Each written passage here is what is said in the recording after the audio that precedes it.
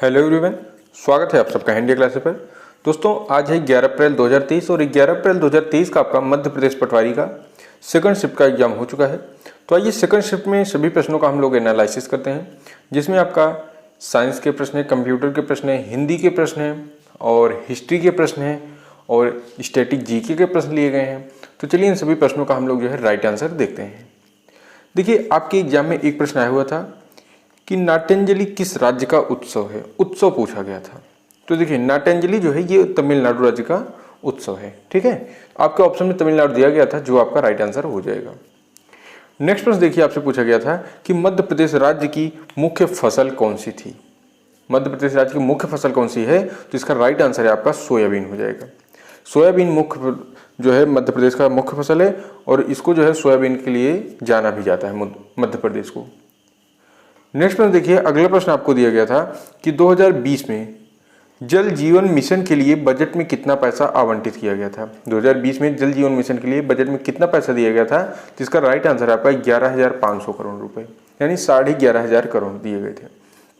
देखिए कहीं कहीं पर आपको बताया जा रहा होगा या फिर कहीं कहीं पर दिया होगा कि 3500 करोड़ रुपए, यानी 35,000 करोड़ रुपए, तो वो आपका गलत है। 11,500 करोड़ रुपए एकदम आपका सही है। ठीक है, आप कहीं से भी देख सकते हैं, किसी भी बुक्स उठा कर देख सकते हैं, किसी गूगल पे भी देख सकते हैं कि 2020 में जो है जल जीवन मिशन के लिए 11,500 करोड़ का बजट पास किया गया था। नेक्स्ट प्रश्न देखिए आपको दिया गया कि विश्व शतरंज चैंपियनशिप 2022 का विजेता कौन है। तो इस प्रश्न का आपका राइट आंसर है जीएस मैग्नस कार्लनेस। विश्व शतरंज चैंपियन 2022 का विजेता कौन है, तो जीएम मैग्नस कार्लनेस। दोस्तों हम आपको प्रत्येक वीडियो में कहते हैं और इस वीडियो में फिर से कह रहे हैं कि जिसका भी अभी तक एग्जाम नहीं हुआ है, यदि वो एग्जाम देने जाने से पहले खेल से संबंधित जितने भी महत्वपूर्ण प्रश्न हो सभी प्रश्नों को देख के जाएं। और महिलाओं से अधिक प्रश्न बन रहे हैं, पहली बात खेल से, और दूसरे पॉइंट है आपका महिलाओं से अधिक प्रश्न बन रहे हैं। और हाल ही में किस देश की राजधानी चेंज हुई और कहाँ के राष्ट्रपति चेंज हुए हैं। तो इस टाइप के जितने भी प्रश्न बन सके करंट अफेयर से, इनको आप जरूर एक बार देख के जाइए। देखिए नेक्स्ट प्रश्न है आपका, मध्य प्रदेश को कौन सा स्टेट बोला जाता है। मध्य प्रदेश को कौन सा स्टेट बोला जाता है, कौन सा राज्य। इसका राइट आंसर था आपका सोया स्टेट। देखिए वो और ये प्रश्न मिल रहे हैं, लेकिन हमको अलग अलग प्रश्न अलग अलग भैया बहनों द्वारा बताया गया, इसलिए हमने दोनों प्रश्नों का आपको एनालिसिस करा दिया है। मध्य प्रदेश को जो है सोया स्टेट के नाम से भी जानते हैं, क्योंकि वहाँ पर सोयाबीन जो है सबसे ज़्यादा फसल में होती है। नेक्स्ट प्रश्न देखिए आपको अगला प्रश्न दिया गया था, मरुस्थलीकरण को रोकने के लिए कौन सा अभियान चलाया गया था। तो देखिए इसका राइट आंसर आपको दिया गया था प्रोजेक्ट बोल्ड। मरुस्थलीकरण को रोकने के लिए प्रोजेक्ट बोल्ड एक अभियान चलाया गया था, जो कि आपका राइट आंसर हो जाएगा। नेक्स्ट देखिए आपको दी गई है, प्रश्न दिया है कि किस पंचवर्षीय योजना के दौरान भारत ने 2 युद्ध लड़े और बहुत आर्थिक तंगी आ गई थी। यानी कौन सी ऐसी पंचवर्षीय योजना है जिसके दौरान भारत ने 2 युद्ध लड़े थे और दोनों युद्ध लड़ने के बाद भारत में बहुत तंगी आ गई थी या फिर बहुत तंगी फैल गई थी। तो इस प्रश्न का पर राइट आंसर होगा तृतीय पंचवर्षीय। और कुछ लोग हैं जो 5वीं पंचवर्षीय योजना हो सकता है कह रहे हैं। तो देखिए इसका तृतीय पंचवर्षीय राइट आंसर है। ठीक है, जिसके दौरान 2 युद्ध हुए थे और भारत में तंगी फैल गई थी। नेक्स्ट में देखिए आपको अगला प्रश्न दिया गया है कि प्रारूप समिति के अध्यक्ष कौन थे। तो देखिए प्रारूप समिति के अध्यक्ष डॉक्टर भीमराव अंबेडकर थे। ठीक है, भीमराव अंबेडकर आपका राइट आंसर होगा, यदि ये प्रश्न आपके एग्जाम में आया हुआ है। नेक्स्ट में देखिए आपके एग्जाम में आया हुआ था कि स्वामी दयानंद सरस्वती ने आर्य समाज की स्थापना कब की थी। आर्य समाज की स्थापना किसने की थी, तो स्वामी दयानंद सरस्वती ने की थी। और कब की थी, तो 10 अप्रैल सन 1875 ईस्वी को की गई थी। इस बात को आप ध्यान रखें, स्वामी दयानंद सरस्वती ने आर्य समाज की स्थापना की थी और कब की थी, तो 10 अप्रैल सन 1875 ईस्वी को की गई थी। नेक्स्ट में देखिए आपको दिया गया है, साइंस का प्रश्न है कि लिथियम की संयोजकता कितनी होती है। देखिए लिथियम की संयोजकता पूछी गई है, तो लिथियम की संयोजकता जो है ये 1 होती है और इसका परमाणु क्रमांक कितना होता है, तो 3 होता है। यानी आपका राइट आंसर कितना दिया था, 1, और जो कि आपके ऑप्शन में दिया गया था वो आपका राइट आंसर होगा। नेक्स्ट प्रश्न देखिए आपको दिया गया है कि पत्तियों में कौन सा रंजक पाया जाता है। तो देखिए पत्तियों में जो है क्लोरोफिल नामक रंजक पाया जाता है। पत्तियों में कौन सा रंजक पाया जाता है, तो क्लोरोफिल नामक रंजक जो है पाया जाता है। अब चलिए हम नेक्स्ट प्रश्न देखते हैं। अगला प्रश्न आपको दिया गया है केमिस्ट्री से है, परमाणु सिद्धांत की खोज किसने की थी। तो दोस्तों अभी हमने हाल ही में 2-3 दिन पहले एक साइंस की वीडियो अपलोड की थी, जिसमें कई प्रश्नों को 100 से अधिक प्रश्नों को हमने डिस्कस किया है। जितने भी भैया बहन उस वीडियो को देखे होंगे, हम 100% कह सकते हैं कि उनको आज साइंस के प्रश्न में कोई भी दिक्कत नहीं होगी। जो भी उस वीडियो को देख के जाते हैं उसमें हमने इतना विस्तार से और इतने कम प्रश्नों के माध्यम से समझाया है कि आप एक भी प्रश्न जो है छोड़ के नहीं आएंगे। तो अभी तक जितने भी भैया बहन ने उस वीडियो को नहीं देखा है सभी लोग जरूर देखिए और एग्जाम से पहले एक बार जरूर देख के जाइए उस वीडियो को। वीडियो अपलोड है जिसमें 100 से अधिक प्रश्न आपको बताए गए हैं। उसमें सभी चीज़ों को हमने बताया, तीनों सब्जेक्ट फिजिक्स, केमिस्ट्री, बायोलॉजी तीनों को प्रश्न लिए गए हैं।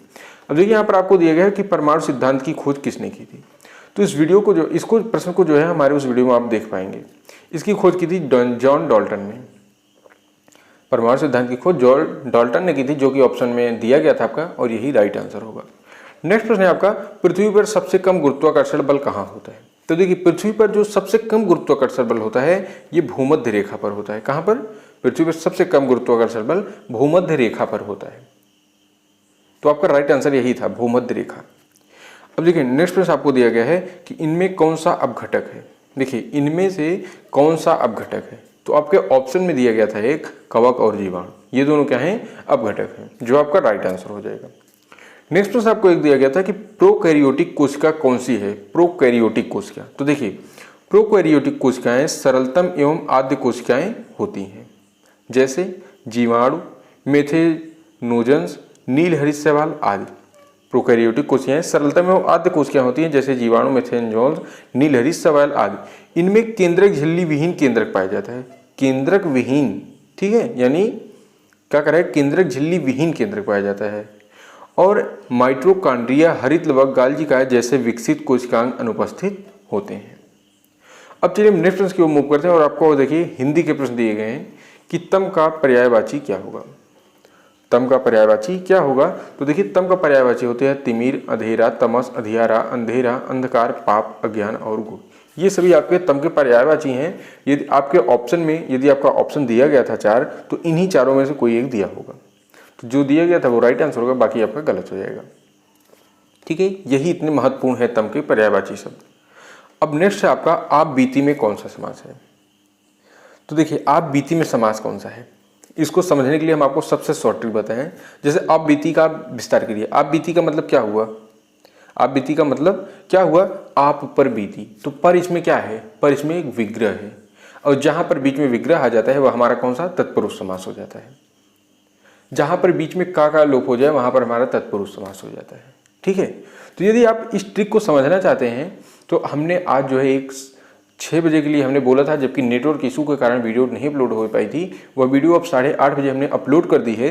यदि आप उस हिंदी के उसमें यानी समास, रस, अलंकार, छंद और स्त्रीलिंग पुल्लिंग क्या है, यानी कई टॉपिक 8 टॉपिकों को हमने वहाँ पर डिस्कस किया है। 1 घंटे की वीडियो में हमने इतना डिस्कस कर दिया है कि यदि आप उस वीडियो को देख लेते हैं तो आप से हमारी गारंटी है कि आप अपने एग्जाम में जो है एक भी प्रश्नों को नहीं छोड़ के आएंगे। और देखिए जो समास यहाँ पर पूछा गया है, यदि आप उस वीडियो को देखो तो आप आसानी से बता देते। देखिए आप बीती में आपका जो है तत्पुरुष समास है, और इसका विग्रह जब आप कर रहे हैं तो देखिए क्या बन रहा है? आप पर बीती। यहाँ समास होने पर व्यक्ति पर का लोप हो रहा है, अर्थात यहाँ तत्पुरुष समास है। देखिए हमने आपको यहाँ पहले ही बता दिया था।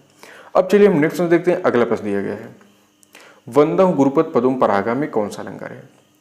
तो दोस्तों इसमें छेका अनुप्रास अलंकार है। कौन सा? छेका अनुप्रास। और यदि छेका अनुप्रास क्या है? ये अनुप्रास का एक भाग है। यदि छेका अनुप्रास नहीं दिया गया था तो आपके ऑप्शन में 100% है अनुप्रास अलंकार दिया गया होगा, जो आपका राइट आंसर हो जाएगा। वंदह गुरुपद पदुम परागा में अनुप्रास अलंकार है, जो कि आपका राइट आंसर होगा। और यदि अनुप्रास अलंकार नहीं था तो छेका अनुप्रास आपका राइट आंसर होगा। दोस्तों अलंकार को कैसे पहचाना है इसकी भी विधि हम आपको उसमें बताएं। हमने सरल से सरल शब्दों में आपको वहाँ पर समझाने का प्रयास किया है।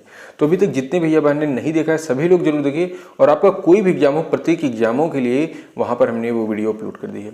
हालांकि उसको हमने एमपी पटवारी के लिए खास बनाई है, बट आप कोई भी एग्जाम देना चाहते हैं तो वहाँ से आप जरूर पढ़ के जाइए। हमारा वादा है आपसे कि आप एक भी प्रश्नों को नहीं छोड़ के आएंगे। नेक्स्ट में देखिए आपको बताया गया है कि विभक्त रस का अस्थायी भाव क्या होता है। तो देखिए विभक्त रस का स्थायी भाव होता है जुगुप्सा। नेक्स्ट प्रश्न आपसे पूछा गया था करुण रस का स्थायी भाव क्या होता है। तो देखिए करुण रस का स्थायी भाव होता है शोक। अगला प्रश्न भयानक रस का स्थायी भाव क्या होता है। तो भयानक रस का स्थायी भाव होता है भय होना। और हमने उस वीडियो में बताया था कि रस के अंतर्गत सिर्फ आपसे यही पूछा जाएगा कि रस का स्थायी भाव क्या होता है, और इससे बाहर आपसे रस से कोई भी प्रश्न नहीं बनेगा। और आप यहाँ पर देख सकते हैं कि वही प्रश्न बना हुआ है। अब हम नेक्स्ट प्रश्न देखते हैं। आपको अगला प्रश्न देखिए दिया गया है, जो ईश्वर को नहीं मानता है के लिए एक शब्द है। तो देखिए जो ईश्वर को नहीं मानते हैं उनके लिए एक शब्द है नास्तिक, और जो ईश्वर में विश्वास रखते हैं उनको कहा जाता है आस्तिक। जो नहीं रखते हैं उनके लिए नास्तिक, यानी जो आपके ऑप्शन में दिया गया था, और यही आपके लिए राइट आंसर हो जाएगा। अब नेक्स्ट प्रश्न देखते हैं। अगला प्रश्न आपको दिया गया है कि चौपाई छंद में कितनी मात्राएं होती हैं। देखिए चौपाई छंद में मात्रा पूछ रहा है, तो चौपाई एक सममात्रिक छंद है, अर्थात जिसके प्रत्येक चरण में समान मात्राएं होती हैं। चौपाई के हर चरण में जो है 16-16 मात्राएं होती हैं। चौपाई के प्रत्येक चरणों में 16-16 मात्राएं होती हैं, जो आपका राइट आंसर हो जाएगा। नेक्स्ट प्रश्न आपसे पूछा गया था कि सोरठा में कितनी मात्राएं होती हैं। तो देखिए सुबह के पहले शिफ्ट में आपसे पूछा गया था कि दोहा का उल्टा क्या होता है, तो दोहा का उल्टा सोरठा होता है। अब यहाँ पर इस शिफ्ट में पूछ लिया गया है कि सोरठा में कितनी मात्राएं होती हैं, यानी सोरठा को ही बार बार देखिए पूछा जा रहा है।